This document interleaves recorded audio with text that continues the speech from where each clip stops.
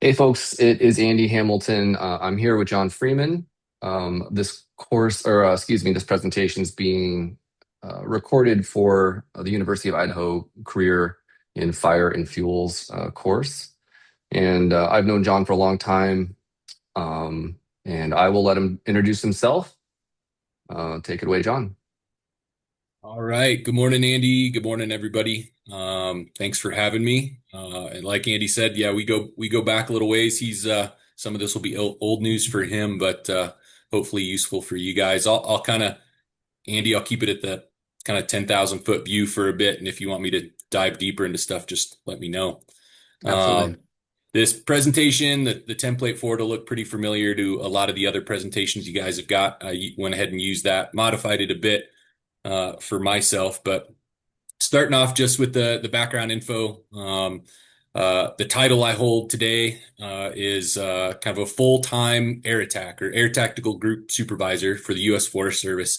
I work in Region 2, which is the Rocky Mountain region based in Denver, Colorado. Home for me is Durango, Colorado. I used to work on the San Juan National Forest before this and just kind of stayed remote. So that's home for me. Spending summers on the road, flying around, wildfires and stuff. We can talk more about that in a second. I've done it now for 5 seasons, and so I've become one of the few final evaluators, at least in our region. So I'm actually, if you guys are familiar with fire in the task book process, you become one, and then you can start training other people to become one. There's a few more steps to that in our world, and I've gone through all those. So now I'm creating other new air attacks in the world. I spend a lot of my time training, doing that. And then acting fixed wing ops specialist is my job's very operational now. I spend my time on the road on fires, but there's a few layers above me in the org chart that are a little more supervisory, more logistics, planning, scheduling, interacting with dispatch centers, moving aircraft around the country. So a lot of stuff shaking up with the government these days and positions going vacant, people acting, and that's one of the hats I wear too, is just doing that ops specialist stuff. And the other thing that eats up a lot of my time in the day job is being the co-chair, lead instructor for the National Aerial Supervision Academy. If you guys have run through a lot of NWCG courses, your S classes, so to speak, when it comes to air attack, there's only 2 classes in the country that are sanctioned and taught per year. So 16 students each. One of them is a Cal Fire thing in California. The other one is the rest of the country. Happens in Arizona in March, and I'm the lead instructor for that. So it's a big deal. Lots of money, lots of cadre, and it's a year-round planning cycle. So that's what I do, and that's what, at least around the my shop, what people kind of call me and see me doing most of the time. Qualifications, education stuff, all the typical operational quals are required to get to where I'm at now. So that top line, ATGS, that's Air Attack, Air Tactical Group Supervisor, and these are all NWCG quals, like I'm sure you've talked about with other folks. AITS is Air Tactical Supervisor. The short version is that's the lead plane rather than the air tac. So I spent a lot of time in the lead plane as well. Low level, leading the tankers in and that sort of thing. And then HLCO is helicopter coordinator. In summary, those 3 positions would be called aerial supervision. They're the jobs that keep us from bending metal, keep aircraft from flying into each other, do a lot of coordination of aircraft on scene over fires in that busy airspace, and then interacting with the ground and dispatch, coming up with plans. That encompasses pretty much what I do all day, every day, for the day job. But as I mentioned, to get to that point, you have to come up through the ranks, FFT2, FFT1, crew boss, and all that stuff. So over the last 20 years, I did a lot of that on up through division supervisor, which is that, and IC Type 3 are the prerequisite quals to even start talking about becoming an air attack. So I did all that in the past. The other one I put up here was on the screen was UASP and UASL. Those are the UAS or drone related qualifications. Hopefully a theme of what Andy and I talk about today is talking about your connections and using them and making calls and being an advocate for yourself. I was lucky enough to be in a place where uh, I I was tangentially nearby some folks that were kind of starting that up for the BLM and the Forest Service. and was lucky enough to get in some classes. And before I switched over to this air tech thing, I was again one of the few people who was teaching like aerial ignition with drones several years ago. Um, all those quals have lapsed because you got to fly the drones often enough to stay current. So I've let those go, but super passionate about that side of the work and just all the tech and advancements we're doing on the wildfire shop. So that was really fun for me as well along the career. And then the bullets below that are all the education stuff, which we'll talk about more in a second, I think, on the next slide. But 3 degrees, all pretty related, an associate's, a bachelor's, and a master's, all in things related to basically working outdoors. So, yeah, I can get into each one of those here in a second. That last bullet, just for fun. I was 39 years old when I got my first year-round job, which is probably, I should have put that on the screen, Andy. That's one of my most proud accomplishments. So all those years, literally most of my fire career were as a permanent seasonal. So I had winters off, and I was spending most of that time in Southeast Asia, Indonesia, the Philippines, and Palau teaching scuba diving. So I was an open water scuba instructor and then a master scuba diver trainer for Patty, if anybody's a diver out there. So still love going, just do it for fun now. I don't go out and teach much because my job is year round. Um, so outside of work, obviously picking up on the international travel vibe, I got exposed to that pretty early just through friends who were a little more intrepid than me. And I'll just say, I think it's just such a game changer in terms of your perspective on life and everything to get out of your comfort zone and go see something different, different people, different places makes you have a little more appreciation for what you got here and a little different outlook about the rest of the world. So I still try to get out of the country at least once or if not twice a year. That remote living thing, I actually, when I left Tucson, that's where Andy and I worked together. I bought a Sprinter van. It was pretty nice and built out, and that's just become a big part of my life. I don't make it back home to Durango much, and this air tech job is really remote based, and so I can kind of be anywhere. And I've really kind of unanchored myself from a home base and really enjoy being out on the road and seeing new things. So I already mentioned scuba diving. I've been an avid mountain biker since I was in high school, which is odd since I grew up in Illinois. Uh, yeah, if you're picking up on the trend here, being outdoors, being active, is something that I'm real passionate about. And hopefully another theme we cover a bit, Andy, don't let me forget, is that just the being a student of life, I guess. I've not stopped learning once all the degrees stopped. I read a lot, lots of audiobooks. If I'm out exercising, there's an audiobook in my ear, a podcast in my ear. I'm always trying to make myself a better person. And those are some of the topics there that I seem to focus on a lot. The political science one I'm trying to get away from since things have gotten a little weird out there. But that's me in a nutshell. I'm happy to talk about more. Andy, interrupt me anytime if you want. No, Uh, you're on a roll. Keep going, man. Okay, the start of my journey, again, I watched a lot of these talks from the other presenters, and a lot of folks had, or pictures from their early fire career. I wanted to take it back a little further, at least briefly, and just say that, like I said, I grew up in the Midwest, when I wasn't playing baseball, which was literally all my life was about until the age of about 21. Um, I was outdoors, had a family that was into camping, fishing, hunting. My grandpa had the plane there. So spent a lot of time outdoors, and that absolutely imprinted on me to the extent that we'll talk about here, I think, on the next slide. So you look at the picture on the bottom left and you take off the pinstripes and you put some yellows and some greens on there, like that picture could be any fire crew anywhere. So I had that sort of team mentality going for me pretty early days, and then the outdoors side as well. So both of those things translated over to truly falling into this line of work um, pretty easily and seamlessly. So following the little trail of my adult life here, as I said, that first bullet, right, exposed to and a love of nature from the get-go. Outside of that, like I said, school for me, it happened, of course. There's 3 degrees on there, but it wasn't a priority. I didn't care about good grades. I didn't care about where I was going to go or what I was going to do. I didn't know what I was going to do when I grew up. But when people asked, well, I'll back up and say when I was 20, I injured myself playing baseball, and that was kind of the end of that. Scholarship went away. Time to come up with a new plan. And the only thing I could come up with was I don't want to be in an office. I knew I needed to do something, got to make money, but I just knew it wasn't going to be anything typical. So that happened at the in I guess box number 3 there. The bachelor's was in natural resource conservation and management from the University of Kentucky. So I left that junior college where I was playing baseball in Illinois, where I was from, went to Kentucky, got hurt, not playing baseball anymore, was smart enough to at least pick a degree. I went and found a guidance counselor and picked a degree that he thought suited basically what I've just been talking about.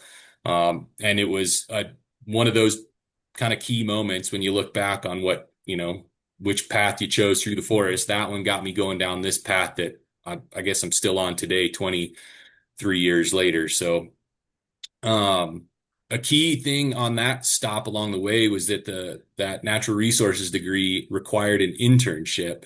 So I'm in Lexington, Kentucky. I don't know anybody there.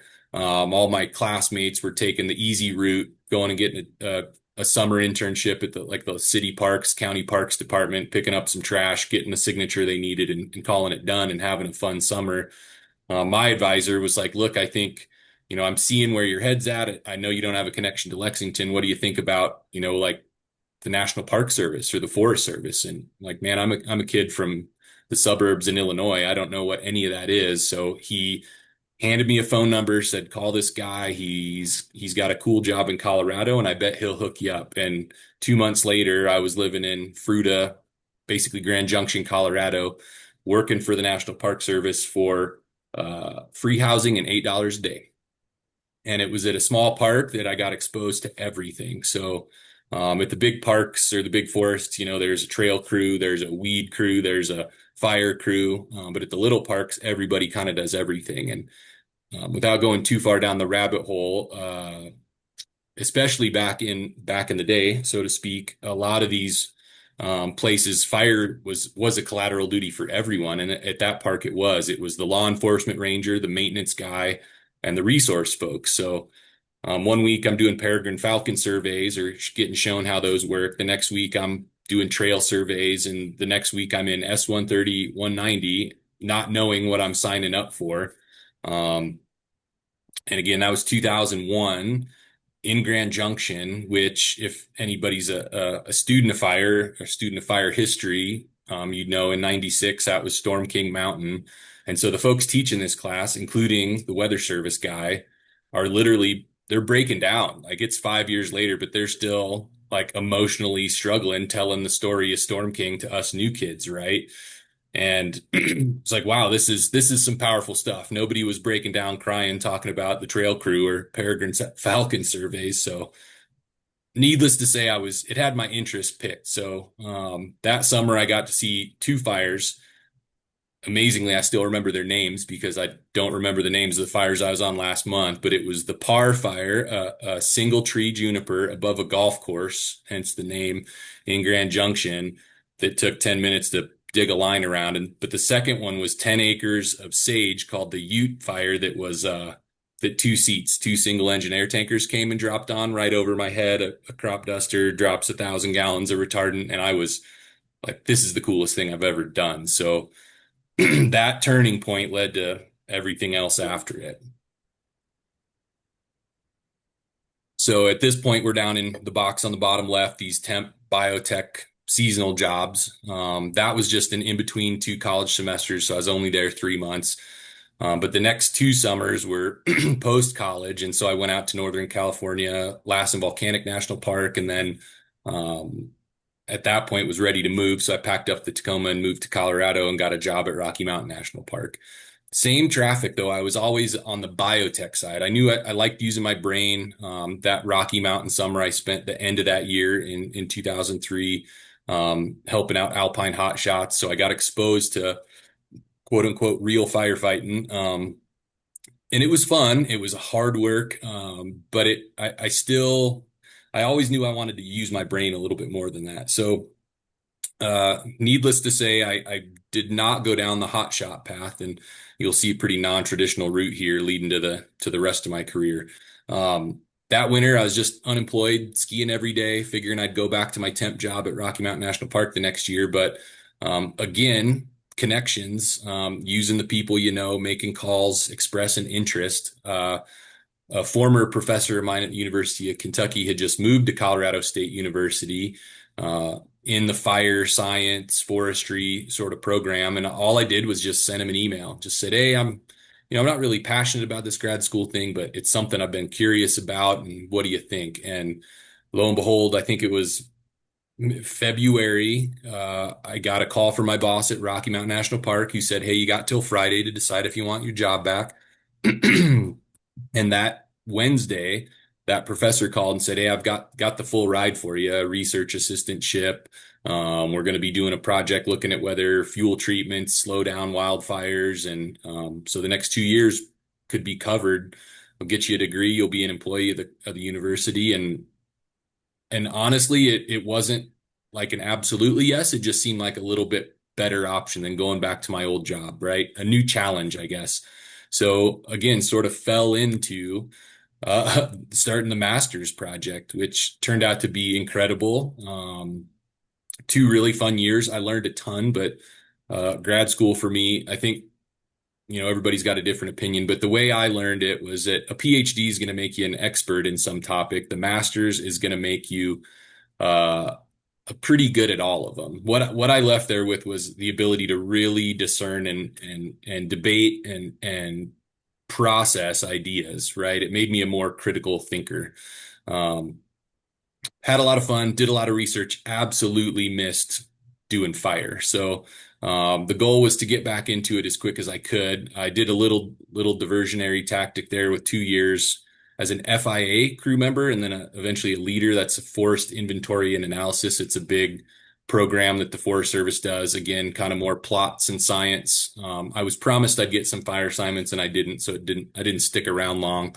Um, but after that, I pretty well got on track. So if folks are familiar with the fire effects monitoring program with the National Park Service, I think the BIA does a little bit as well. The Forest Service, not so much.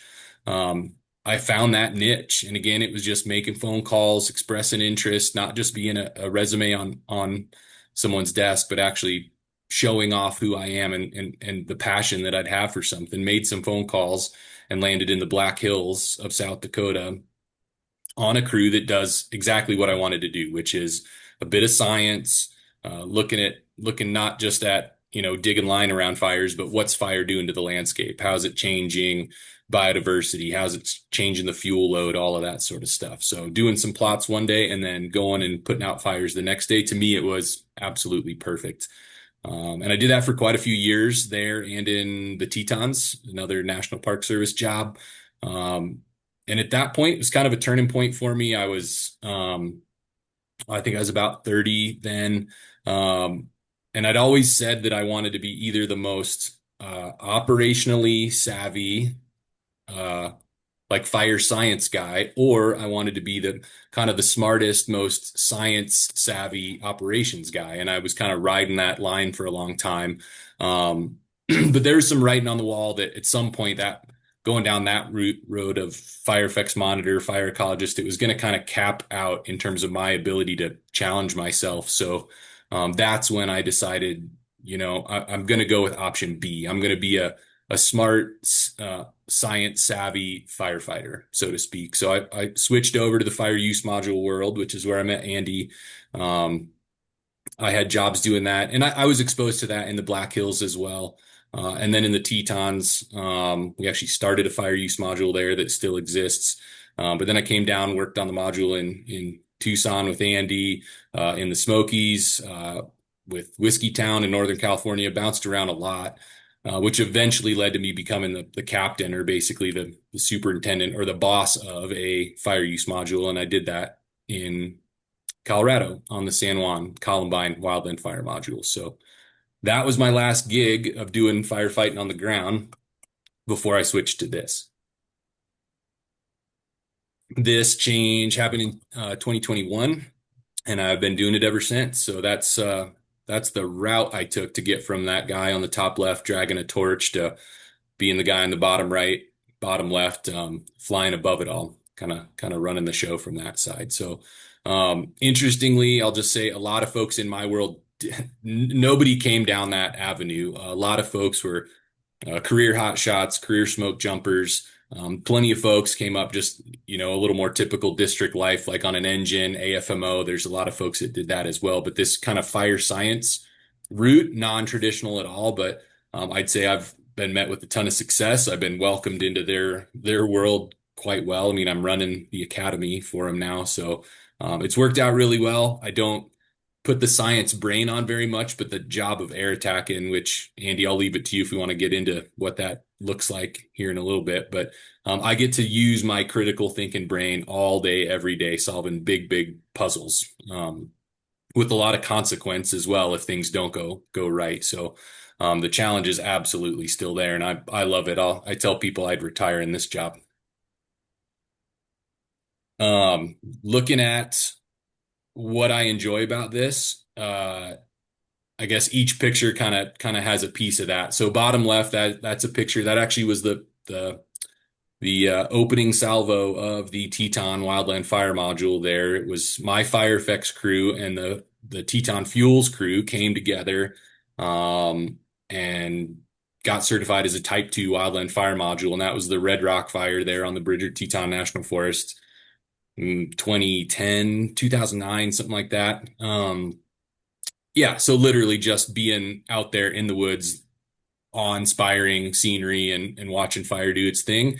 Um, you know, that's just, when I was 5 sitting around a campfire with my parents, like this is just me making that happen as an adult and getting paid to do it. So there's definitely a bit of that in me. I already mentioned the crew cohesion and dynamic, that picture, and Andy's actually in that picture. On in the bottom, that's in Yosemite. Literally, those Park Service modules, like what we'd spend months and months every summer in, like some of America's most iconic locations, Grand Canyon, Yosemite, Glacier National Park, and doing it with a bunch of really cool, like-minded folks was always a big, big draw for me. And even today, the people still are a huge part of it. I mentioned the drone stuff earlier, that center top photo, that was in East Texas on a national forest a bunch of years ago, burning. That's my trainee flying it. He was a Truckee hot shot who was learning to do aerial ignition with the drone. And yeah, just showing up with that cool new technology in a new place every time, and folks have never used it. I get to do the sales pitch, show them how safe and effective it is. Like I really love kind of pushing things to the next level and trying to leave things better than I found it. And that was a really cool avenue for me for a bunch of years. Uh, and then over on the right, like that's my office view now, right? Sitting in an airplane, flying to fires, pretty high tempo. Everything's moving pretty quick. So the challenge is absolutely there. But above and beyond, folks get into air attacking for a lot of different reasons. I think a lot of people think it's cool. You're kind of that guy in the sky that everyone's listening to. But I'll be honest, the folks that are really successful at it are the ones that kind of view it as a service-based position. You are there to bring some calm to the situation and to get folks the tools they need and to help organize the response. And I really enjoy that. It's kind of a lot of what we do as an air attack is scripted. I think we sound a lot like air traffic controllers a lot of the time. And you need to be to keep things organized. But the first thing I always say, like right there, probably right after I took that picture, I got on the radio and just said, in that case, I was in a lead plane. And I think I said, whatever that fire was, I just called them and said, hey, it's Bravo 55. We're 2 minutes out. How can I help? Just, it's me coming to bring some levity to the situation. And I really enjoy that part of the job too. So, uh, challenges. Andy, you got anything for me or should I keep rolling? No, keep rolling. I'm sort of cataloging a few questions I'll ask at the end. Okay. Yep. Um, Here's another photo. This was a lead plane assignment as well this last summer up near Okanagan, Washington. Challenges. And these, again, these slides are from a template, right? And I think folks have taken them a few different directions. This one's a little more focused on the challenges and I guess the cool parts that are focused on my job now as an air attack, but I think they do apply across the board. The job, it's hard, and I guess like that absolutely applies to every job I've had along the way. Nothing about fire positions are easy. It's physically challenging. It's very now my job less physical. I'm sitting in an air conditioned airplane, but very mentally challenging, and the consequences are high. If I say some numbers wrong, I can fly two helicopters into each other and kill folks like that. If you let that weigh on you, you're not going to be very good and fluid at the job. But if you don't accept that that is a potential consequence, it's no different. So the same applies to running a crew, asking a guy to cut down a hazard tree, or even being the guy cutting down the hazard tree. The job is hard, and I think it draws people to it. That while that's a challenge, it's also a positive. This job, I'm on the road as much or more than uh, I ever was on a crew. Uh, just because of it's just the nature of the job and where they need these planes. So, start the year training season, February, March, down in the Southwest. We head to the Southeast. It seems like I always start the year in Chattanooga, Tennessee or Florida. End the year in Santa Ana season in Southern California and everywhere in between over the course of the summer. So, um, I don't personally have kids, so I don't have that sort of anchor back home that is that I'm fighting going back and forth between, but it is a conscious decision. A lot of my coworkers are, how many assignments to take? Is this the job I want to do if the expectation is going to be gone so much? So there's ways around it. I'm not saying you have to be a road warrior or someone who wants to be gone all the time, but it is a conscious decision people have to make if they want to continue to do this kind of work. I know there's district jobs, more local jobs where you can be more home based and not take as many assignments. But for me, I wanted to be the best at stuff, and and I knew that meant repetitions and being out and doing it. So that is real. The stress management is for real. I will get into this a little bit more here in a second as well, but that mindfulness, knowing yourself, knowing how far you can push yourself is really key. We're all adults here, and we do kind of pulse check each other to make sure folks are in a good spot. But um, yeah, things can go from 0 to 100 really, really fast in this work, and knowing how you're going to respond to it's critical. I'm sure Andy would agree, but we've all seen people not manage that stress well, and come dirty August or quote unquote snap timber, people start losing it on each other, and that is 100% a stress management thing, and folks not being able to know what they need to stay happy and healthy and successful. So I think if you're not a pro at this thing, you're not going to last in this work very long. It does take a long time to get to this point. I'm in my mid 40s now. Uh, and like I said, my red card got handed to me when I was 21 with a couple years off for, those odds and ends and other jobs and school and stuff. But there's no shortcut to getting to this point. That string of qualifications you need to get here has to happen. The respect you need to earn from everybody along the way has to happen. They're never going to put you in this seat if you haven't earned that respect from your coworkers. So there's no quick way to do it. And I think that's a good thing. When I was younger, I used to kind of want and wish like a way to sort of test out of the process. And now looking back, I'm so glad there wasn't, because it takes those slides you're getting along the way to be any good at this at all. Um, I mentioned earlier the people part of it. It's one of my favorite things. I love training and teaching in the classroom and in the airplane. The crew vibe is very different though, right? It used to be a bunch of guys in the trucks, in the woods, hiking in a line, working together. Um, Now it's a little more isolated, right? It's me and a pilot all the time, sometimes a trainee.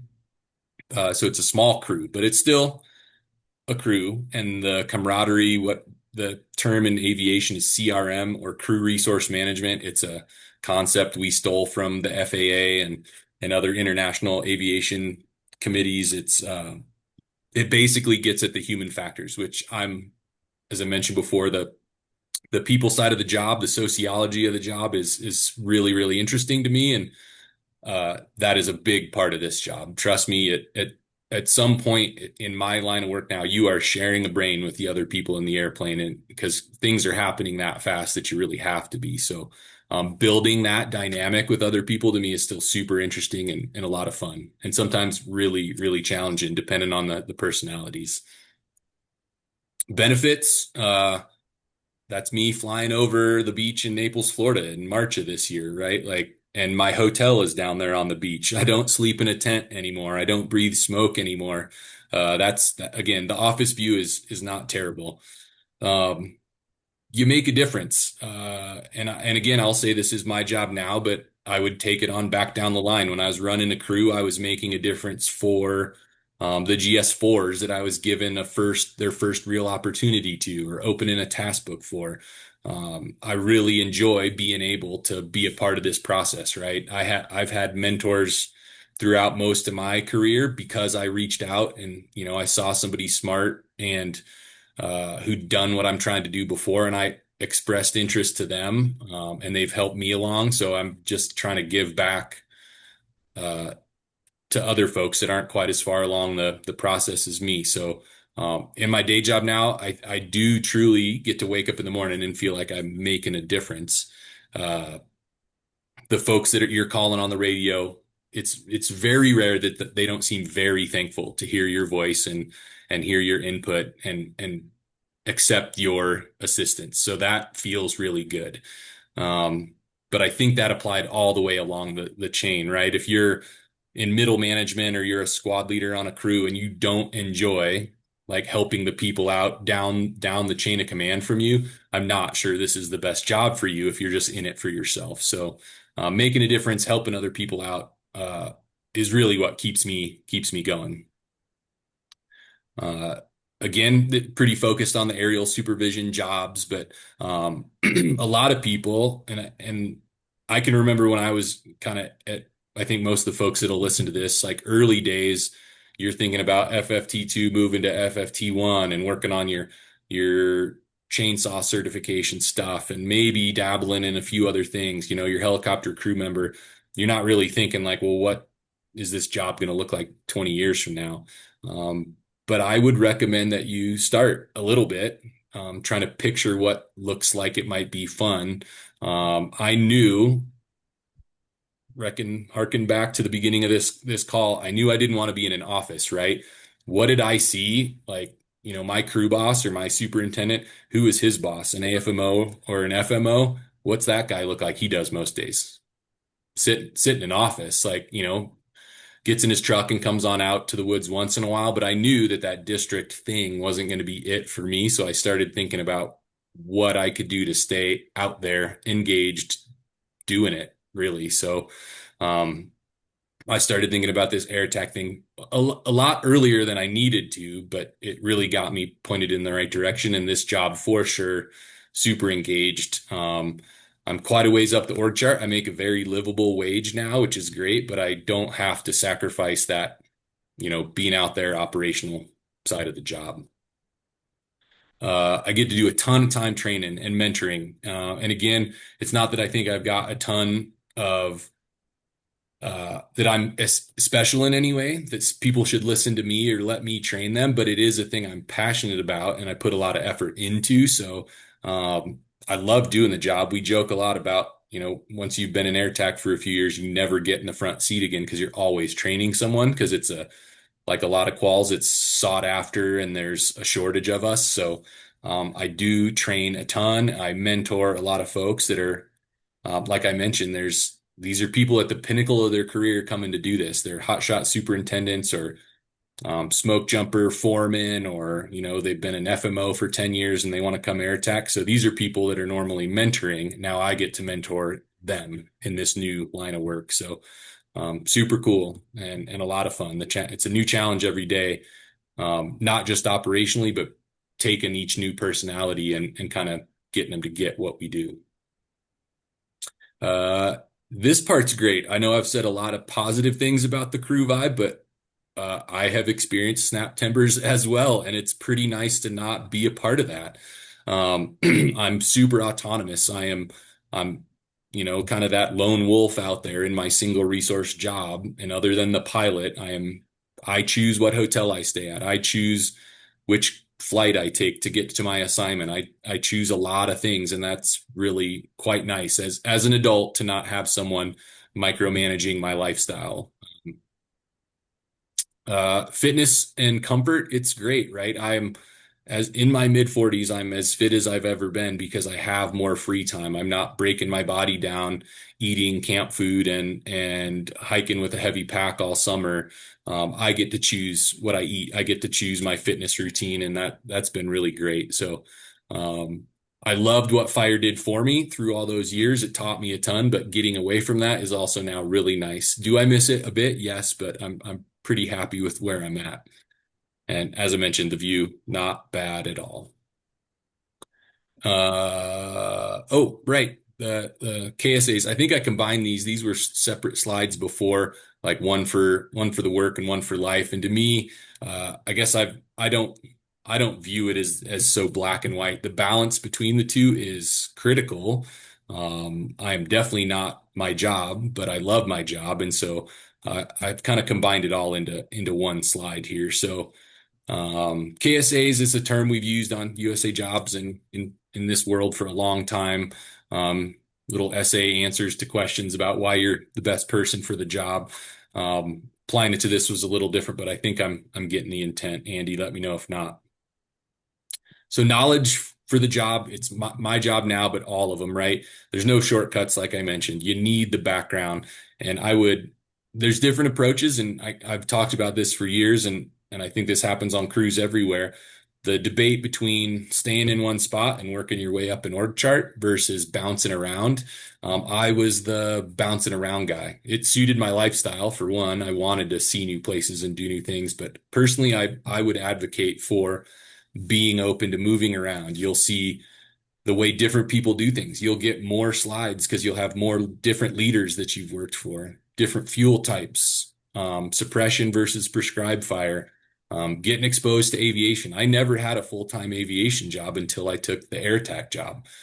Did I do a bunch of helicopter things collaterally? Yeah, in different spots. That helped, but it wasn't the key, but it gave me just more slides. So the more diverse experience you can get, the better.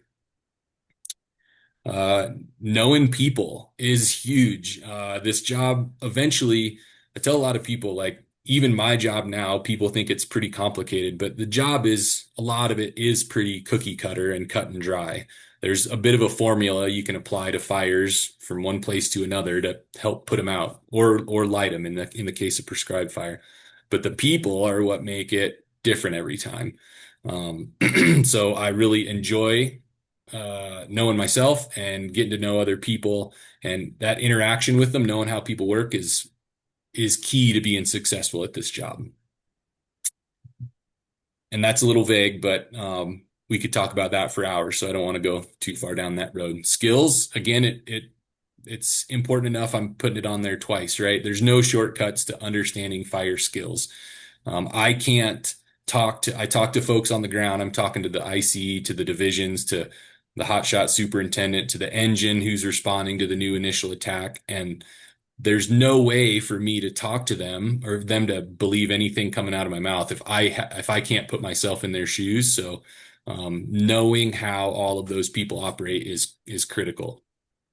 So do the time, I guess, and enjoy it along the way. And if you're not having fun on a hotshot crew, try out a helitack crew. If you're not enjoying how much the helitack crew sits around at the airport watching his pilot do bucket work, try out a hotshot crew because you're going to be working hard every day. Like mix it up and try new things.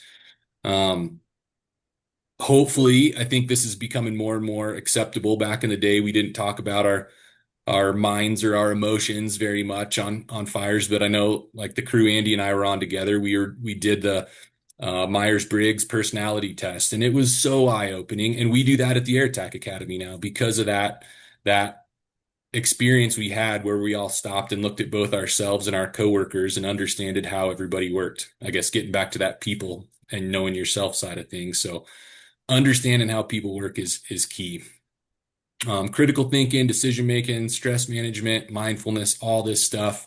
I've been on crews that started every day with the 10-minute meditation. And I love saying that and being proud of it because, again, back in the day, that was even suggesting something like that would get you laughed off the hill. And now I think it's much more acceptable to talk about these sorts of things. So writing and speaking, of course, that's, you guys are in school now. It's what you're doing a lot of. I can tell you, nobody cared about my writing or speaking skills or my master's degree until that fire use module captain job. I had a really smart FMO who's now at the Washington office level in aviation. He's still kind of my boss indirectly. And he was just like, everybody's got fire quals, but not everybody has writing or speaking skills or a degree. And that is what absolutely set me apart. So it might not seem like putting in the work now for school is going to get you where you want to get, but I can promise you at some point that's going to be the tiebreaker that's going to get you somewhere. Attitudes. I know there's a lot of this that's been covered by other speakers, so I don't want to hammer it too hard, but being a can-do person, I would have to think long and hard to ever want to say no to any opportunity that came my way, whether that opportunity was to go take a new class or to carry the fiver up the hill. Saying yes and just defaulting to yes is just a great place to live from, not just at work though, kind of across the board. So trying to get yes and more yeses and less nos into the vernacular would be great. Self-motivated and self-educated, like I said, I have not stopped learning. There's no more courses for me to take at my job. Like I'm done with formal courses, so I have to sort of self-motivate into what I want to learn about, and that's why I'm spending a lot of time on um, the sociology, the people skills, all that sort of stuff, figuring out, brain science and like Malcolm Gladwell's books and stuff, like just really going down some rabbit holes on how people work has been super useful for me at work. And the other attitudes should be pretty self-explanatory. Being honest, being direct and straightforward, not beating around the bush. Having empathy, that was a hard one for me at first. It didn't seem like a skill that was really valued in this line of work, but once you start getting into supervisory positions, and this kind of goes with that last bullet, being that type A in your face, too cool for school leader will get you nowhere. And if it's not you, it's very transparent. People will see that you're faking it. And now you're doing everybody a disservice. So be yourself, number one, and just find out what style works for you. And you're going to have to try some out. Some might not be but eventually you'll get there. Uh, and have fun. If it's not fun, it's definitely not worth doing. That I am very comfortable saying. I've had a lot of fun through my whole career. There have been many, many terrible shifts and many hard conversations and I tried to quit once thinking it just wasn't going to be a career for me, but I was only gone about 6 months before I realized like this is in my blood. So uh, I'm going to shut up. And I think that's it. Oh, nope, there's more. I'm not No going to more. shut up. I'm going to shut up real soon, Andy. So, getting a career and being successful. Um, we'll back this off once. So we're just looking at this. So getting a career, man, the process has changed in a lot of ways, but it also hasn't. I mentioned already having a plan, those pros and cons of moving around. We could talk about that alone for forever and ever. But I do truly think if you're asking my opinion, and I guess that's why we're here, moving around has a lot of benefit to it. I would absolutely push folks that direction. Climbing the ladder versus quality, quals, and experience. The reason I took that FIA job, that non-fire job out of grad school, was because it was permanent benefits, and you could get higher up the GS pay scale without qualifications. Looking back, was that smart? I don't think so. Did it hurt me in any way? No. It might have slowed down my fire career a little bit, but for some reason, 25-year-old me thought that a permanent job and higher pay was better than a temp job and lower pay and lower on the totem pole on a fire crew. So um, in the end, I pretty quickly realized that wasn't the route I wanted to take and course corrected. And honestly, uh, I was a lower grade level almost 10 years later but on the crew that I really wanted to be on. And I was working on really good qualifications. I was getting exactly the experience I needed. My pay wasn't as high as it would have been if I'd have kept going the other route. Honestly, the overtime probably made up for that, but it's a choice we all got to make. And I would say my experience was a bit of learning the hard way. Get the job that's the right job for you, that's going to let you be where you want to be, that's going to have you looking 2, 3 steps down the road. And it's hard to tell someone don't worry about money, especially in today's economy, but I worried too much about it back then, I guess I'll say. The contacts everywhere, I can't express enough. The folks that have helped me get from step 1 to 2 to 3 are all people that I personally made a good impression on and then reached back out to. Like, hey, with air attack alone, it's my entire career now. And that was literally me making a call to someone I knew who was in this world, who was a qualified air attack, and just said, hey, it's something I've been curious about.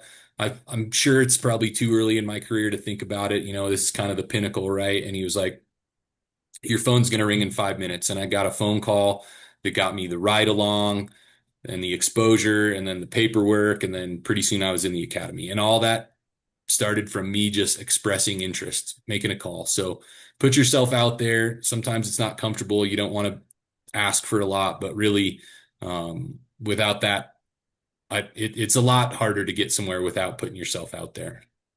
You've all got references. You've met people. Stay in touch with folks. Find out where they're at. And it's not about using people. It's just about keeping the network alive.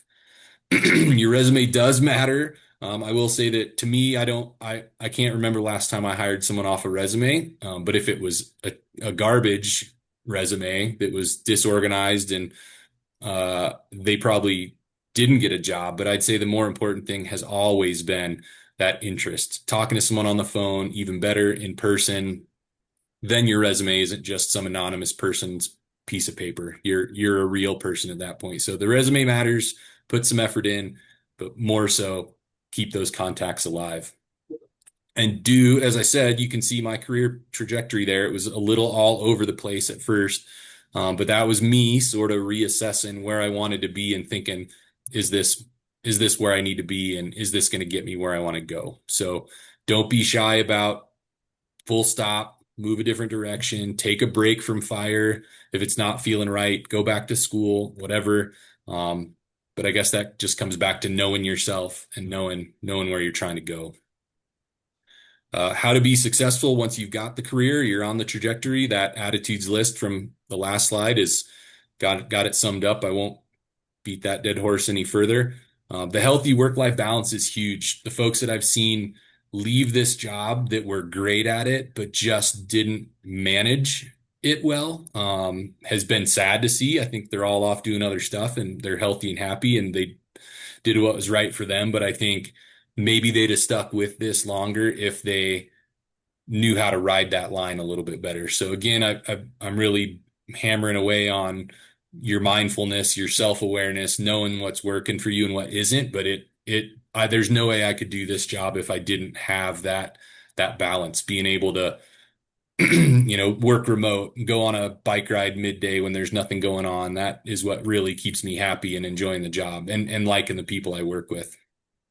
uh, Challenging yourself, not being afraid to step up. And the thing I hate the most in all the teaching is like I'm looking at a classroom and like I ask a question or I say something trying to elicit a response and it's just crickets. Like, and I'm going to be perfectly honest, I was never that person. I was always the one who had no qualms about chiming in. And I think that's because I thought every time I did, it was just a little micro challenge. I was like, well, I might say something dumb, but at least I'm going to say something and try, and I'm going to learn in the process. So, the reason I do what I do now is because every day is a brand new, fun challenge, that makes it interesting and it makes it fun. And I guess that last one sums up my sort of life philosophy. If it's not fun, don't do it. Yeah, there's some dumb days and some slow days and some days filled with meetings and things that I got to deal with. But by and large, those are far outweighed by the challenging fun I get to have every day. So, man, I don't know how long that was, but That's it, Andy. What do you got for me? It was about 50 minutes. That was great, John. Thank you so much. Okay. Um, so you talked a little bit about you and I have talked about this, and you mentioned it a little bit, but uh, you, a lot of people in fire just generally, or a lot of folks that have done these presentations, they get started on the suppression side and they end up on the fuel side. That's sort of a sort of natural progression. And yours was almost the opposite of that, right? And a lot of the folks that you teach in the Air Attack Academy they're from the suppression side. That's their background. Um, I'm wondering if you can talk a little bit about how like maybe even though it's not like plain to see how having that perspective, like the education, the science side, the fire effects side, um, allows you to make decisions or understand what's happening with fire behavior in a way that someone who doesn't have your background, you know, does that question make sense? It does, and it's super insightful. You kind of picked up on that. Yeah, and back on that qualifications page, one I didn't put on there is RXB2 or prescribed fire burn boss, because I was a huge part of that that former life, right? And yeah, it's the joke I make is that, I mean, forget even all the fire effects stuff, but even a fire use module or wildland fire module, like that is literally the least suppression oriented primary fire job in the country. We're the number of shifts we spent dragging a torch through the wilderness, unanchored to anything, just basically applying fire to the landscape has nothing to do with what I do at work now, which is anchor, flank, and pinch and boxing fires with retardant and dozers and stuff. So to get from A to B, a lot of folks think that would make me less suited to be good at my job now. But what Andy mentioned is absolutely true. Knowing how it all works, uh, is key to being able to insightfully talk about the process of fire on the landscape. So, for I said for years until probably almost until the Air Attack Academy when I went as a student, my favorite course was always S290. I just loved thinking about how things come together. So yeah, fire effects and FIA stuff, we're doing Brown's transects and putting in a plot and measuring fuel loading and then burning it or doing a fuel treatment through it and then doing one after and like literally being the guy with the spreadsheet running the numbers like, oh, look, we reduced fuel loading by, X number of tons per acre, whatever percent. Like that slide goes into my head now. Like, okay, so when backing fire backs through like ponderosa pine understory, like it's eating up this much fuel, or it's going to raise the canopy base heights by this much. Um, all those little things at the time, I didn't really think about how it applied to suppression stuff. But now I come and fly over your fire, and I look down at it, and I can see a bigger picture, if that makes sense. So I can see how a fuels treatment might interact with the fire that's coming towards it, or I might see how a burnout along a certain road or ridge or whatever, a dozer line is going to interact with the fire that's coming towards it. So all these skills are super valuable in fire suppression in ways that I didn't really even know at the time. Um, to me, the only reason I didn't stick with that is because once you left the sort of crew operational version of fire use module stuff or fire effects stuff, is that the day job started to look more like that desk job version of it. You're in the woods Hmm. less and you're just the numbers guy more. But that stuff to me is still super interesting and I love it. I love that I can go fly to a fire like I did in March in the Everglades, and I can look down there and see a hardwood hammock and know that because it's March and that the Everglades water level is whatever it is, that head fire can come out of the pine and slam into it and stop. That's a holding Yep. feature now. And Yep. that is as fire sciencey and ecology as it gets. And um, yeah, just one more way that makes this job super interesting. Yeah. Very cool. So the next question is going to be that was sort of more the fire and fuels question. The other one is so I one thing that I've taken with me that I learned from you. I'd be curious to know where you learned it. But it's a phrase, And so I think this speaks less to the fire sort of like nuts and bolts stuff and more to the people, understanding yourself side of things. But the phrase is, um, I'm sure you're already thinking this, but when you're addressing somebody, and I'm curious where you learned that, and if you can explain, like when you laugh, but when I say that, what is that? What does that mean to you? What is that phrase for you? Oh man, that's incredible. And you didn't even prep me with this question, which is even Nope, better. nope. This is off the cuff. Here we go. So I, I guess where I learned it, I'll say I can't remember a specific leader or somebody that I picked it up from, but I would say the answer is much more holistic in that to me, that opener to anybody you're speaking to elicits a feeling that you are a humble person. Like, I'm not here to tell you what you need to know. I'm assuming because we're coworkers, or maybe we're not. Maybe you're my subordinate or I'm your subordinate. But even just putting that out there, and I'm not just blowing sunshine. I'm not, you know, trying to socially engineer things in a way or trick this person, but it truly is like, look, we're all professionals, so I bet it's at least crossed your mind that X might be the solution to Y.